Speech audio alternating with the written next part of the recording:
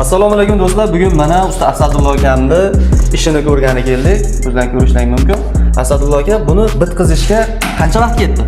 Xo'sh, ustaxonada ketgan vaqt 1,5 oy davomida yasaldi. 55 ta stupenkadan iborat. 1,5 oyda yasaldi. Ustanovkasiga 1 hafta vaqt ketdi. Buni aka sifat haqida bir qisqacha ma'lumot bersangiz. Sifatlariga nima deysiz? Juda ham sifatli.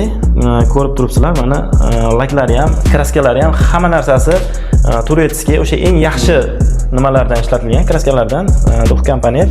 Suvga chidamli deb eshitdim, shu rostmi? Albatta, suvga chidamli, ishonarli, xudo xolasa naturalniy taxtadan bo'ladi. Naturalniy taxtadan bo'ladi. Listibil, Mana o'zidan ko'rishlar mumkin. Asadullo akam ishi zinini bir haftaning ichida ustanovka qilib beradi. Bir oyda chiroylab o'zingiz ustaxonada ishlarni yaxshi sifat bilan bajarib, ehtiyotkorlik bilan olib kelib Toshkentga o'rnatib berasiz. Albatta. Dastlabkilarni ham o'zingiz zimmangizda bo'ladi aka. Albatta. Kimga mana Asadullo akamning ishlarini ko'rdilar, shunaqa xizmatlar kerak bo'ladigan bo'lsa, mana bu nomerlarga aloqaga chiqsalar, akamiz o'zi xizmatda bo'ladi, to'g'rimi aka? Albatta.